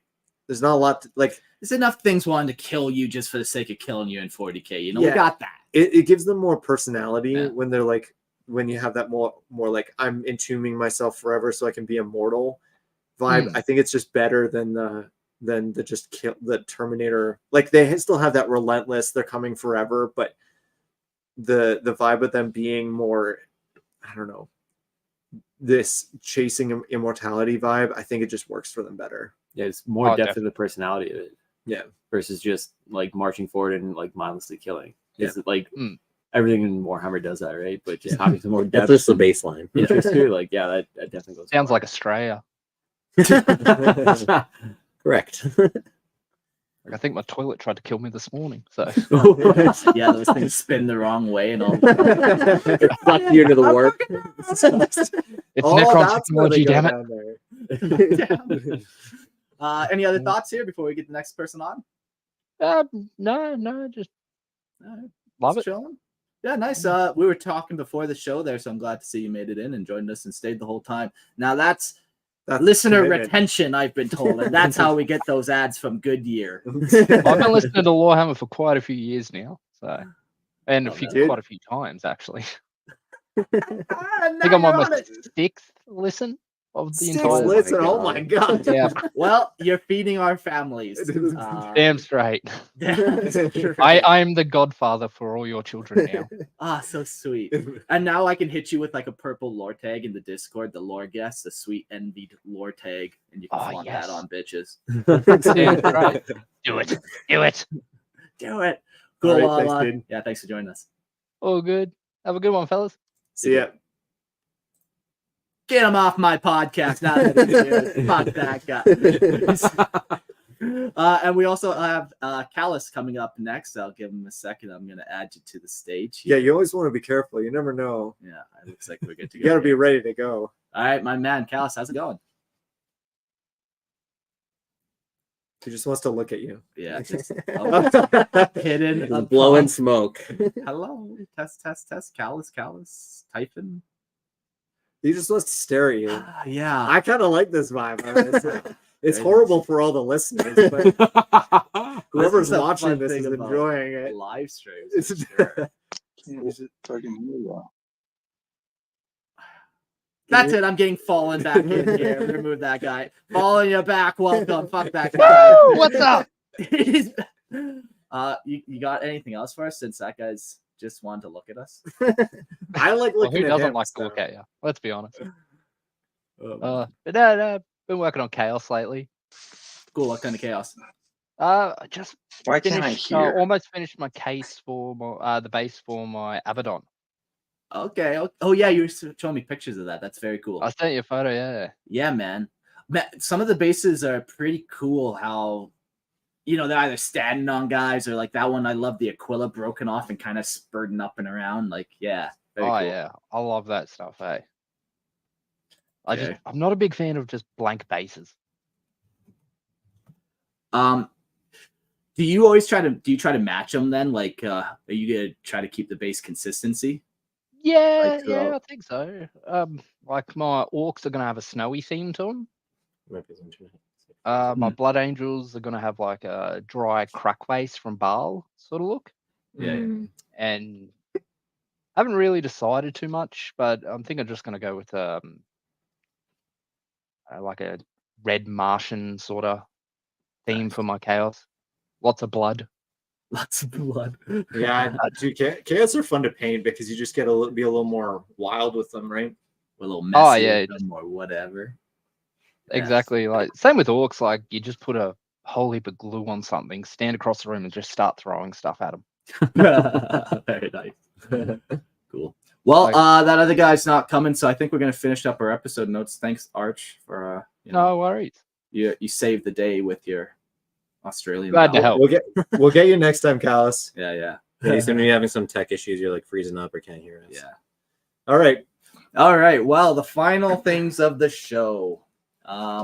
We got a sweet old James complaint we can share with you. Oh, That I always love a good complaint. Mhm. And, you know, it's my favorite bit of the episode where someone comes to insult me, but then ends up insulting Christian. That's not the point, guys. You're missing the point. No, That they're is definitely the nailing complaint. it. They understood the assignment. Perfectly. All right. Here, let me just go through this complaint here. You too can be featured in James' complaints if you write something mostly rude but generally clean. So make sure it's over 500 characters. 200 characters, enough so it's fun for me to read. Enough, yeah. All right. From Tony. I'd like to start off by saying that I'm a huge fan of the show. Well, shows you have poor taste. And that I have fully listened through it 3 times now and have no life. Okay. And Arch has listened to it more than you do, so fuck Yes, you. sucker. 6 times. Get your numbers up. Those are rookie numbers. And I'm super happy that you guys decided to make more episodes now. I would like to say that Christian can go Kentucky Fried Fuck himself. And I was also wondering if the Emperor would sneak off to be the farmer. Do you think Malkador would sneak off to be with the farmer's wife? No, it would be the farmer. Oh, what a question. Yes, I love it. Yes, The answer is yes. I don't know. yes. And like, I even take it a step further. Did Malkador really get turned to dust on the throne? Or did he just use it as an excuse to cover? Exactly. Now he's the farmer's wife. Sweet The perfect Malkador. setup. Yeah, so that's Cool. a fun Thanks, one. Tony. Always appreciate someone sending in the Yes. James How do you complaint. Kentucky Fry? Oh, Man, I'll show so you you gotta go. It starts with I'm gonna KFC Google it. drumsticks. Cover yourself in batter. Very nice. So what else do we gotta say? End notes. Okay. Hey, if you like Lorehammer listener lore, that's still a thing. I've been reading stuff out every now and again. Submit stuff to lorehammerpodcast@gmail.com. Almost 200 stories out there. It's been a lot of fun. I think all of you guys have been on that show, so that's neat. That says something about our friendship levels. Agree, you are friends, right? I told you it was magic. Okay. Yes, it is. Friendship is magic. Star Lords. Go check out that if you like Christian and Jordan. Yeah, if you like me, if you don't want me to fry myself Kentucky style, come check it out. If you like everything Star Wars. Everything Star Wars? Well, not everything, not Disney Star Wars. Okay. Yeah. Everything other than Disney Star Wars. Notification. Come check us fuck out. those guys. You can check out Josh. I think you can just go to his window and Just look at, see what he's up to. he doesn't mind that kind of approach. Sometimes we're closed at home. So, Yeah, it's encouraged. it's a good show. It's a great show. I've been there many a time. I'll probably see you there. Show starts at 9:30. That's what the good part is. Cool. I just want to list off our new Patreon members. Always appreciate everyone who chips in, helps us make more episodes. Yeah. All right, Adam, Carter, Astro Dude, Deca Lush. I like that one. Lyok, Chris, Jared, Anthony, Ricky, and Patrick. Appreciate you guys contributing to the show and just being a part of it. Yeah, and like, you know, if you're one of those people that have listened to the show multiple times, or even you're listening all this time, or even you're one of those guys that's like, I listen to 8 hours of Lorehammer a day. Throw us $5, man. Seriously, I think it's time if you haven't already. These boys deserve a paycheck, and their children deserve food in their mouth. So Mark's literally taking it from them. and here's the thing, like Not I giving want you to any food in I want to be able return. to do more Lorehammer, but we all have families, so that means we need to make monetary time for such things. So like I said, man, we're number one in the category of hobby in the world. in the US, I mean, sorry. Which The is U.S. is the world. Which Well, is yeah. honestly, it's crazy. Like Yeah. I kind of wanted to like say just like thanks to everyone who's listening. Yeah. Like that's kind of a huge milestone. I think that's the first time we've hit number one in the US on the charts Yeah, for since the that. reboot for sure. So that's Yeah. super cool, and it's awesome that you guys are all enjoying it and listening so much. So So keep us up there. Yeah. Help us surpass Joe Rogan. That's the next benchmark. Yes, and if we don't, Josh will take care of them. Just like he takes care of all my problems.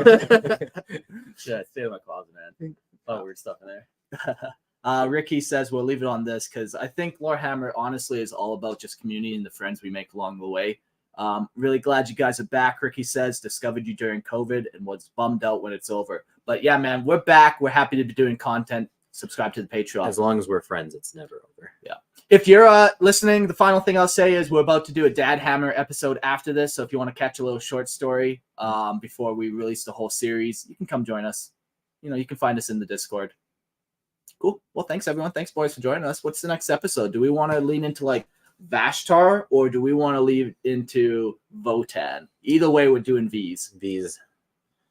Oh, let's do Vashtor. Oh, Okay. man, I was gonna say Votan. Oh, Josh? Tiebreaker. No, he's not voting. He's just going to kill him. I don't care which one he kills. Better shit because he's a bigger challenge. Okay, yeah. do it. I feel like he'd give the best hugs. Oh, so you just like to Greco-Roman wrestle people, right? You signed up for. We'll cover ourselves in bad air. Oh. Kentucky Fried. Whoa. That's why I showed up, man. Let's do Votan. Okay, yeah. Yeah, let's do Votan. Votan. Interesting. Okay, yeah, let's dive into We're that going and see vote where on it takes the us. Discord. That would be cool too, yeah. Vote for Votan. Vote for Votan. All right, everyone. Adios.